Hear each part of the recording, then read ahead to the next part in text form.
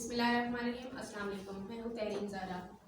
तलबा में किताबी अदब पढ़ने का रुझान कम क्यों है, इसी सिलसिले पर हमारे साथ गुफ्तगू करने के लिए मौजूद हैं तस्लीम इकराम, माहिर तालीम, रिसर्चर, स्कॉलर और शायरा हैं। इनके साथ हमारे साथ मौजूद हैं इमरान अमार साहब, को एंकर। अस्सलाम वालेकुम। वालेकुम सलाम। जी आज का हमारा जो टॉपिक है, टॉपिक ही ऐसा अच्छा टॉपिक और इंटरेस्टिंग टॉपिक है कि हम किस तरह नौजवान नस्ल है किताबों से हट गई है, किताबों से हटने के बाद वो सोशल मीडिया इंटरनेट पर बाज़ नज़र आती है। मैडम क्योंकि रिसर्चर भी हैं, माहिर तालीम भी हैं, इनसे जानते हैं, इन्होंने शायरी भी की है और ये शायरी, ये अदब कैसे आपने स्टार्ट किया, कब से स्टार्ट किया, जी बताइए। बिस्मिल्लाहिर्रहमानिर्रहीम। सबसे पहले मैं आपकी शुक्रगुजार हूँ कि अवाम इंटरनेशनल न्यूज़ वालों ने मुझे अपने स्टूडियो में मदद किया है, और वो भी ऐसे हालात में कि जब सारी दुनिया बंद पड़ी है और कोरोना की वजह से हमारे मुल्क में जो चल रहा है, और सारे मतलब कि तालीमी जो हैं सिलसिले और सोशल मीडिया के सिलसिले हों या आम बंदे की ज़िंदगी हो, वो सारी बंद पड़ी है, और ऐसे में आपने ऐसे प्रोग्राम रख लिया, ये भी बड़े अच्छी एक बात है। तो दूसरी बात ये कि आपने मेरे से सवाल किया कि मैंने शायरी कब की, तो सबसे पहले मैं आपको बता दूं कि शायरी की जहाँ तक बात है तो मैं वैसे तो एजुकेशन के डिपार्टमेंट से हूँ, ठीक है, पढ़ा रही हूँ मैं, तकरीबन मुझे 9 से 10 साल हो गए हैं पढ़ाते हुए, और इसके अलावा उर्दू मेरा सब्जेक्ट था, ठीक है। उर्दू सब्जेक्ट ऐसे था कि मैंने जब मास्टर्स किया, एमए उर्दू किया, उसमें आपको पता है कि फिर आप अदब से छूट जाते हैं, उसमें आपके मतलब ऐसे आपकी स्टडी में आ जाती हैं ये चीज़ें। जी मैडम, आपने उर्दू का ये सब्जेक्ट क्यों सिलेक्ट किया, इसकी क्या वजूहत थी? और भी सब्जेक्ट हैं, आप उसमें भी रिसर्च कर सकती थी, फिजिक्स है, केमिस्ट्री है, बायोलॉजी है, इस्लामिक स्टडी है, पाकिस्तान स्टडी है। असल में आपने सवाल तो बहुत अच्छा किया कि मैंने उर्दू लिटरेचर का इंतखाब क्यों किया। असल में मुझे शुरू से तो जब मैंने बैचलर किया तो वो उसमें था मैथ्स का, ठीक है, मीडिया से मुझे शौक़ था बहुत ज़्यादा, लेकिन मैंने महसूस किया कि जो मेरी फैमिली है वो शायद मुझे इस साइड पे ना आने दे। तो फिर एक आपका जिसको कह सकते हैं अपनी ख़ानदान का कह सकते हैं कि शायद, क्योंकि बहुत सारे लोग जो हैं वो मीडिया को नहीं अच्छा समझते, पुरानी रवायात से जुड़े हुए लोग होते हैं, ठीक है, तो मुझे उसका शौक़ बहुत था, लेकिन फिर ये हुआ कि उसको मैंने वहीं पे ख़त्म करके तो मैंने मास्टर जो है उर्दू में कर लिया। मास्टर उर्दू में करने के बाद जब मैं फिर भी इसी में आ गई और मेरी रिसर्च भी इसी में शुरू हो गई। तो जो उर्दू को जब मैंने पढ़ना शुरू किया तो मुझे उसमें अदब एक लुत्फ़ सा आने लगा, ठीक है। और दूसरी बात ये है कि हमारे यहाँ पे ज़्यादातर देखें साइंसिस की तरफ जा रहे हैं लोग, मतलब साइंस पढ़ रहे हैं, डॉक्टर को, इंजीनियर को, क्या को क्या। लिटरेचर में पहले बहुत लोग काम थे, ठीक है, लेकिन वक्त के साथ जैसे जैसे मैं इस शोबे में आती गई, लिखना भी शुरू किया या जो भी है, मुख्तलिफ चीज़ें मैंने लिखना शुरू की,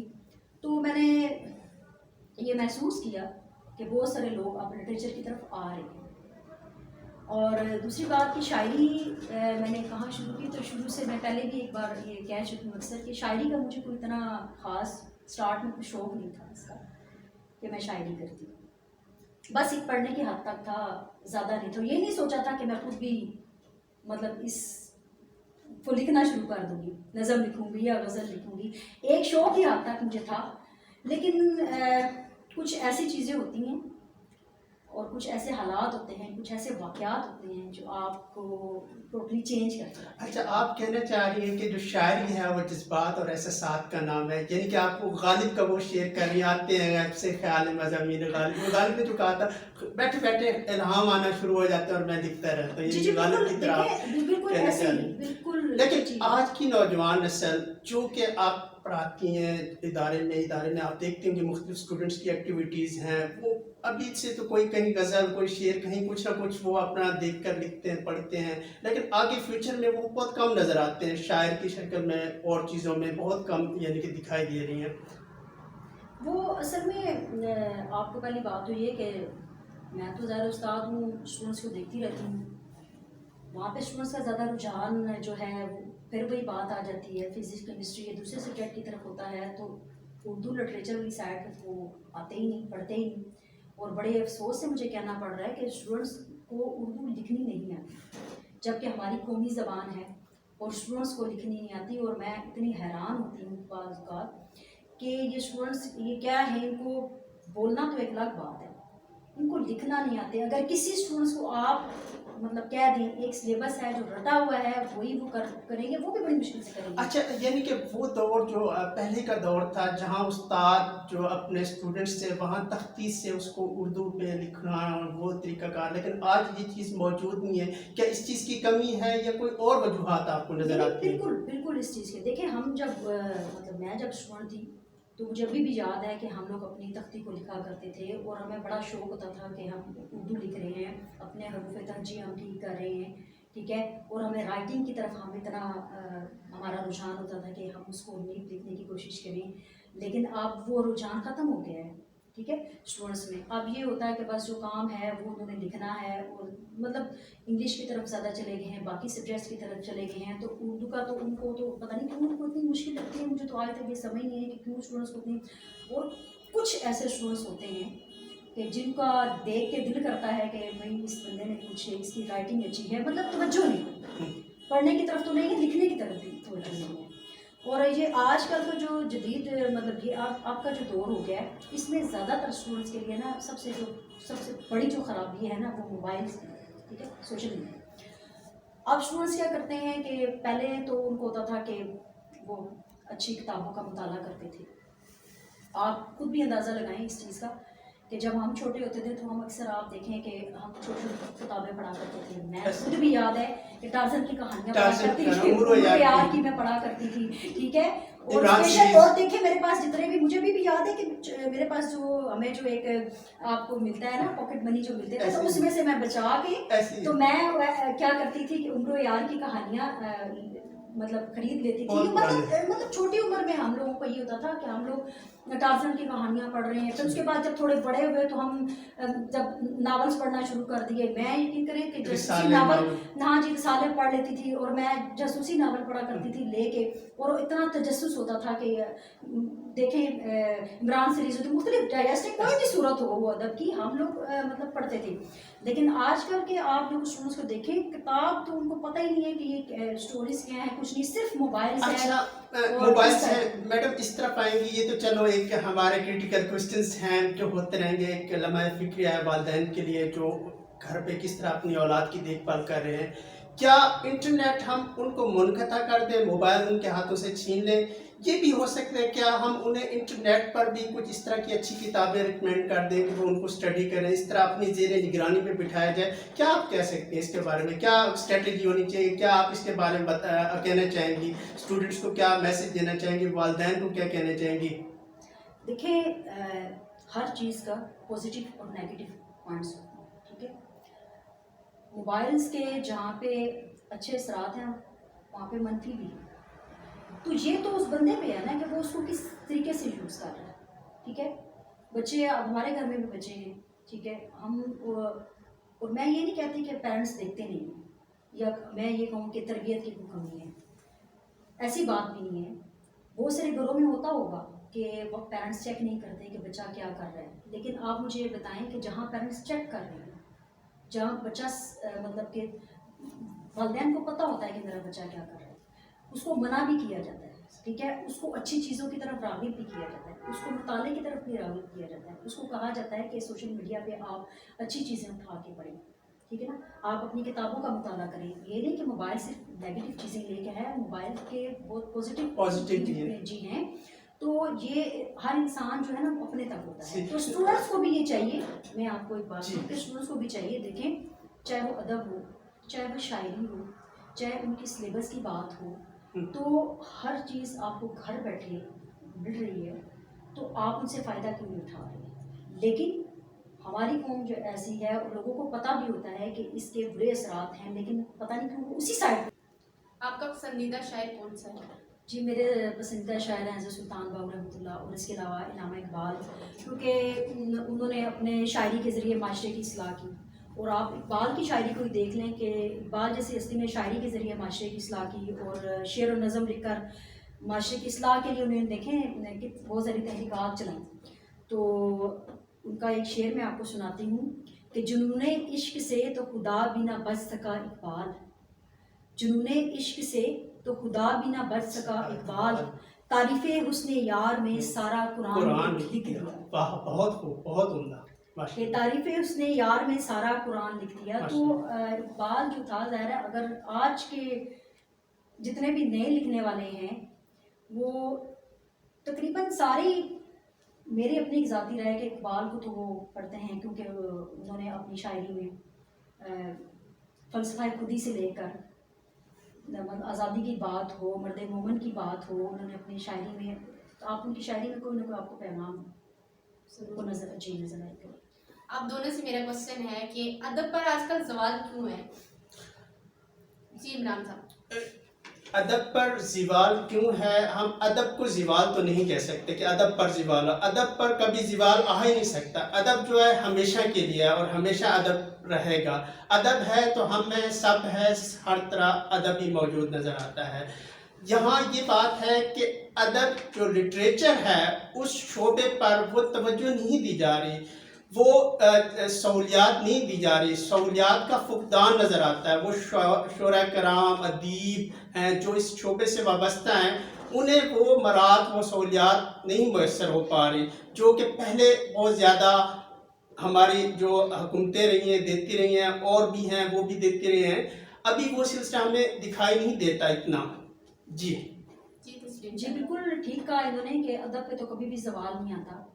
بلکہ ادبا پہ آتا ہے. جو شاعری لکھنے والے لوگ ہیں، آپ دیکھیں جو اچھا لکھنے والے ہیں، چاہے وہ نظم ہو چاہے وہ غزل ہو، آپ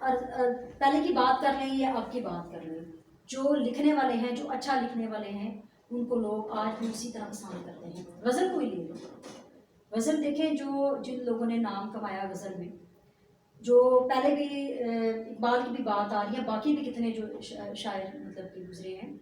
تو جو آج بھی وہ لکھ رہے ہیں تو ان کو اتنی پذیرائی مل رہی ہے اور لوگ ان کو اتنا پسند کر رہے ہیں. تو ہم نہیں کہہ سکتے کہ ادب پہ زوال ہے. اور دوسری بات یہ ہے کہ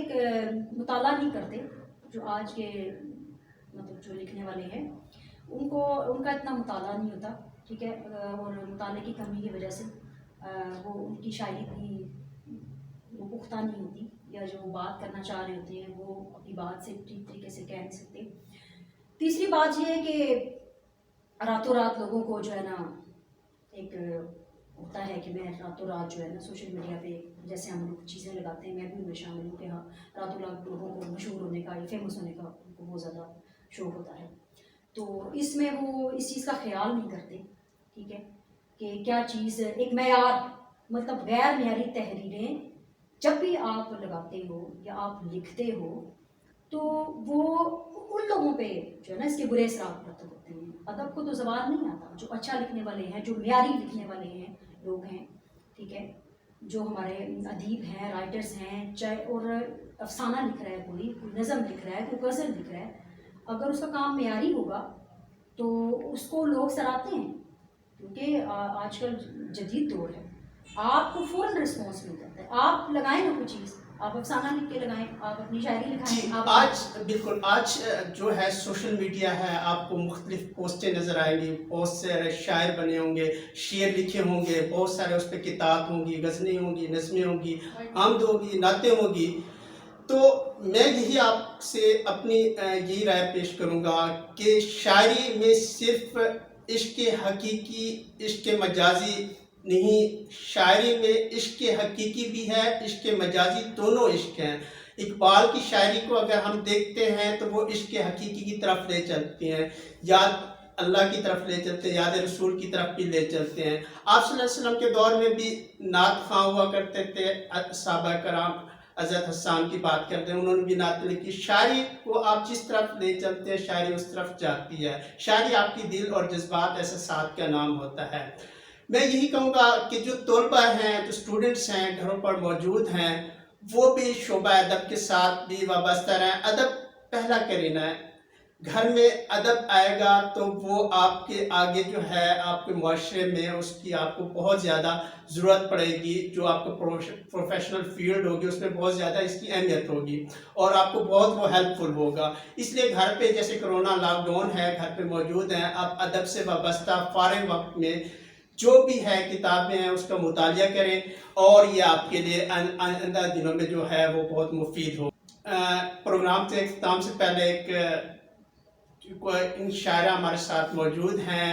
माहिर तालीम भी हैं, स्कॉलर भी हैं, रिसर्चर भी हैं। ये कैसे मुमकिन कि एक शायरा एक प्रोग्राम में मौजूद हों और उनका हम कलाम जो है ना सुन सकें। तो प्रोग्राम के इख्तिताम से पहले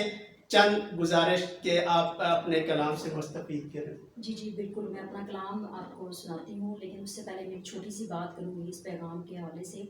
कि शेर अदब की जो ना सरकारी तौर पे ना सतह पर इसकी सरपरस्ती होनी चाहिए, ताकि जो हमारी जो नौजवान नस्ल है इसको तफरीह के साथ साथ ये ना तहजीब से भी आशना हो सके, ठीक है, ताकि इनको पता चले कि अदब क्या है। और बस एक निगाह को यूँ तीर करना चाहती हूँ, बस एक निगाह को यूँ तीर करना चाहती हूँ, एक अजनबी को मैं तस्खीर करना चाहती हूँ। बहुत खूब।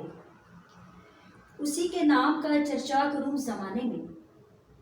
उसी के नाम का चर्चा करूं ज़माने में, बस उसको पाने की तदबीर करना चाहती हूँ। वाह वाह। उसी के नाम का चर्चा करूं ज़माने में, बस उसको पाने की तदबीर करना चाहती हूँ। वो इसलिए भी ज़रूरी है मैं उसे पाकर, वो इसलिए भी ज़रूरी है मैं उसे पाकर अधूरी ज़ात की तामीर करना चाहती हूँ। उसे कहो मेरे शहर में क़याम करे, उसे कहो मेरे शहर में क़याम करे, कि हम सफ़र नहीं तकदीर करना चाहते हैं। उसे कहो कि मेरे शहर में क़याम करे, हम सफ़र नहीं तकदीर करना चाहती हूँ। मैं उसके हाथ पे बैत करूँगी अब तस्लीम, मैं उसके हाथ पे बैत करूँगी अब तस्लीम, उसे मैं अपने लिए पीर करना चाहती हूँ। जी बहुत शुक्रिया आपकी ये उम्दा कीमती शायरी, बहुत उम्दा आपने वक्त निकाला हमारे प्रोग्राम में आने का, बहुत बहुत शुक्रिया। प्रोग्राम का वक्त ख़त्म होता है, इजाज़त दीजिएगा अपने मेज़बान को और इसके साथ सैयदा सारा को। शुक्रिया, अल्लाह हाफ़िज़।